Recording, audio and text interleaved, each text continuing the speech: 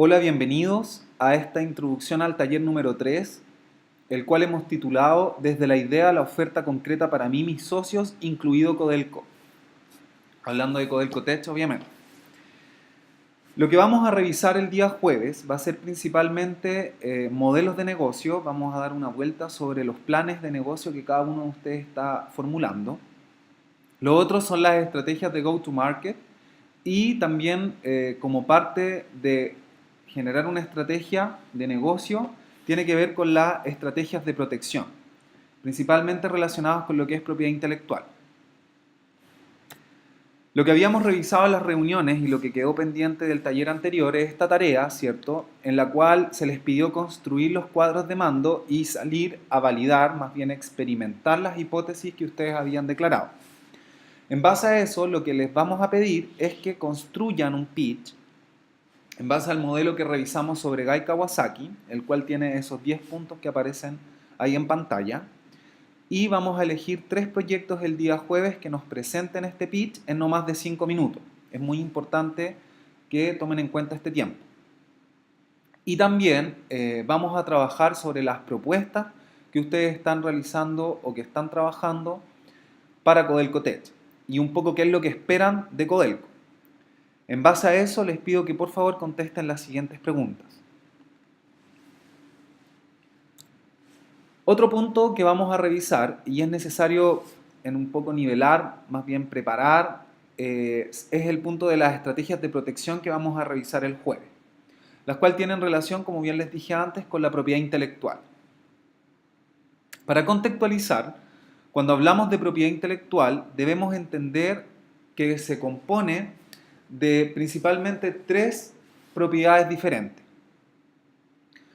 La primera corresponde a la propiedad industrial, que es la más conocida. Tenemos a los derechos de autor y derechos conexos y las variedades vegetales que se registran y protegen de una manera diferente. En Chile particularmente, la propiedad intelectual se entiende solamente como el derecho a autor y la propiedad industrial abarca todo lo demás. A nivel mundial es como se los dije en un principio y a partir de eso vamos a trabajar, ¿ya? Vamos a hablar de excepciones de ciertas protecciones, obviamente, para entender y ver la territorialidad de protección, que es súper importante al momento de generar una estrategia. Cuando hablamos de derecho de autor, estamos hablando de creaciones artísticas, creaciones literarias y particularmente el software que se protege bajo esta dinámica en algunos países. Por ejemplo, en Chile, a diferencia de Estados Unidos en que el software es patentable.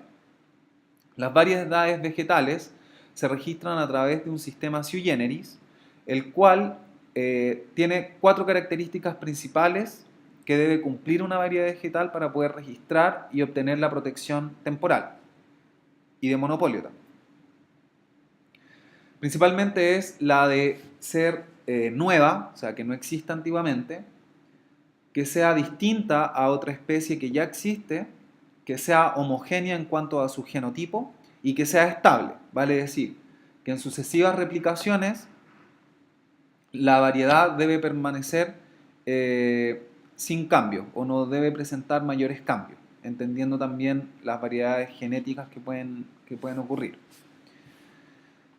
En cuanto a la propiedad industrial, que es la más utilizada y más conocida, ahí encontramos todo lo que son las patentes de inversión, los modelos de utilidad, los diseños y dibujos industriales, las marcas comerciales, las denominaciones de origen, los esquemas y trazados topográficos que corresponden a circuitos principalmente, y también comprenden los secretos industriales, aunque estos no ameriten registro propiamente tal y no se incurra en algún costo, sino que simplemente es mantener el secreto. En Chile tenemos distintos organismos e instituciones estatales que se encargan de gestionar cada una de estas propiedades. Principalmente tenemos la DIVAM, que se encarga del derecho a autor y derechos conexos, que es la Dirección Nacional de Bibliotecas y Museos, en la cual uno puede registrar las obras. Tenemos el SAC, que es el que se encarga de gestionar las variedades vegetales y en donde también se hace el registro de esas variedades. Y la propiedad industrial, tenemos al Instituto Nacional de Propiedad Intelectual, que es el INAPI, en el cual uno puede hacer el registro de patente, el registro de marca y obviamente las denominaciones de origen y modelos de utilidad principalmente. Lo más utilizado obviamente siempre es la patente. Cuando hablamos de derecho de autor debemos entender que este derecho protege obras intelectuales que sean originales, ¿ya?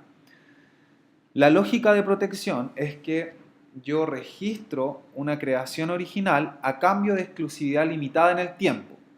No obstante, por la ley y por los códigos que se han firmado internacionalmente y los tratados también, principalmente el Tratado de Viena, se entiende que el derecho de autor no amerita registro, ¿ya? El acto de registrar una obra es simplemente tener una prueba fehaciente de que yo fui el primero en crearla, ¿ya? No obstante, como bien les dije, no amerita registro. Yo al momento de crear una obra intelectual, yo ya soy dueño de ella. Y el plazo de protección de una obra intelectual por derecho de autor corresponde a la vida del autor completa más 70 años después de su muerte, por lo cual es un activo intangible bastante importante si yo lo exploto comercialmente. El titular siempre va a ser el autor de la obra, a menos que yo ceda los derechos, y comprende dos derechos fundamentales. El derecho patrimonial, que tiene la característica de un bien, como lo podría ser una casa, en el cual yo tengo las facultades de explotar comercialmente el derecho que yo poseo. Y están los derechos morales, que tienen que ver con la autoría de la obra. Vale decir, si yo quiero permanecer inédita la obra, es decisión mía. Si yo quiero que no se altere, todo lo que tenga relación con la autoría o más bien el cómo yo hice la obra, ¿ya? Luego tenemos ya en materia de propiedad industrial las patentes. Las patentes protegen invenciones. La lógica de protección acá es que yo divulgo una invención a cambio de exclusividad limitada en el tiempo, a través de un registro. La invención se entiende como toda solución a un problema de la técnica que origine un quehacer industrial, entendiendo este último concepto en su acepción más amplia e independientemente de la factibilidad económica para ponerla en práctica. Una invención podrá ser un producto, un procedimiento o estar relacionada con ello, pero debe cumplir tres características fundamentales, la cual es novedad, o sea, quiere decir que ya no exista antiguamente, o sea, totalmente nuevo, y esto es de carácter mundial, ¿ya? Debe tener altura inventiva, o sea, que para una persona que sea competente en el área no resulte obvio, y obviamente la más importante es que deba tener aplicación industrial y explotación económica en el caso de su factibilidad. El plazo de protección es de 20 años a partir desde la fecha de solicitud en todas partes del mundo, y el titular es el inventor a menos que ello sea los derechos. Y acá, al igual que en el anterior, tenemos dos derechos fundamentales. Los patrimoniales, que tienen que ver con la explotación comercial, que principalmente entendemos como licenciamiento o transferencia, y los derechos morales, que es el derecho del inventor en base al reconocimiento de que él es el inventor de, obviamente, la invención que se está protegiendo. Debemos entender que las patentes son derechos de propiedad territoriales. Por lo tanto, si yo quiero patentar o tengo una estrategia más bien global de, de protección de la invención, debo registrarla país por país. Y ahí tenemos lo que es el PCT, que es un tratado que ayuda a patentar internacionalmente, el cual revisaremos en más profundidad el día jueves. Otro activo intangible que se puede proteger es las marcas comerciales. Las marcas protegen signos distintivos de empresas, productos y servicios en un mercado determinado. Por lo tanto, la lógica de protección es que yo puedo crear o adoptar signos distintivos y registrarlos en un mercado determinado a cambio de exclusividad temporal ilimitada. A diferencia de las patentes, las marcas yo las puedo renovar cada 10 años, ¿ya? El plazo de protección es de 10 años, pero yo puedo renovarla indefinidamente cuando se termine ese periodo.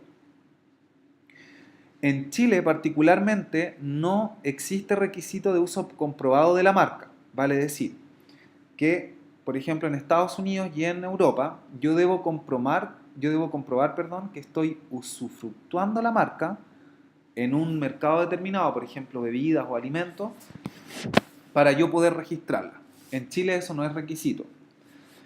El titular siempre va a ser el solicitante y debemos revisar el clasificador de NISA, que en el fondo genera clúster de distintas actividades comerciales en el cual yo protejo la marca.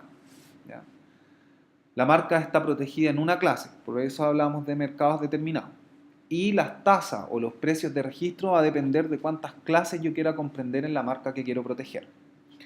Tenemos, por ejemplo, ejemplos fundamentales de empresas muy exitosas cuyo activo principal es la marca, por ejemplo Microsoft y Apple.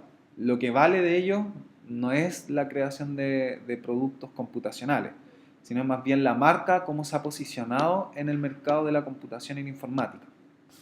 Y como ejemplo también tenemos Codelco, el cual no solamente tiene registrada la marca Codelco con ese dibujito, sino que también tenemos el eslogan. Los eslogans también se pueden registrar, pero deben ir acompañados de una marca principal. ¿Ya? En cuanto al secreto empresarial, esta es una forma muy común de proteger las invenciones o principalmente el know-how que hay en la empresa, pero radican básicamente en la protección de información que es comercialmente valiosa. Tenemos el ejemplo más común, que es el de la fórmula de la Coca-Cola, ¿cierto? Pero una de las desventajas es que si se adquiere por terceros sin infracción, no hay ninguna sanción. ¿A qué se refiere eso? Que yo por ingeniería inversa podría descubrir cuál es el secreto que hay ahí en un negocio, en un modelo o hasta en una fórmula, y no ameritaría infracción porque lo hice de manera normal, de manera común. Lo que generalmente se hace para proteger los secretos empresariales son los acuerdos de confidencialidad o los Non-Disclosure Agreements, los NDA. ¿Ya? Esa es una manera de protección, pero debemos tener cuidado de que tenemos que basarnos en un principio de confianza, lo cual es bastante subjetivo, ¿cierto?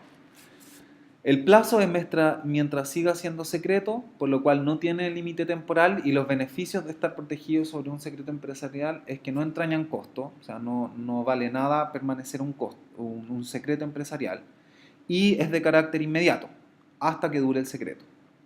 Principalmente, como les dije, el secreto empresarial se ocupa para proteger el know-how de la empresa. Lo que vamos a revisar el día jueves, dadas las tres materias de protección que revisamos, es básicamente cómo podemos realizar una estrategia de protección, entendiendo los plazos que tengo para poder proteger esa invención, obra o proceso que estoy creando, cómo eso se relaciona con el modelo de negocio y la transferencia tecnológica, entendiéndola principalmente con que yo puedo ceder, licenciar o asociar el derecho que tengo sobre otro. En base a esto, y para poder nivelar un poco lo que vamos a trabajar el día jueves, es que necesito que contesten las siguientes preguntas. Revisado esto, no queda más que agradecerles el que hayan visto este video, pedirles que preparen las tareas y nos vemos el día jueves en el taller número 3 junto con Manuel. Saludos.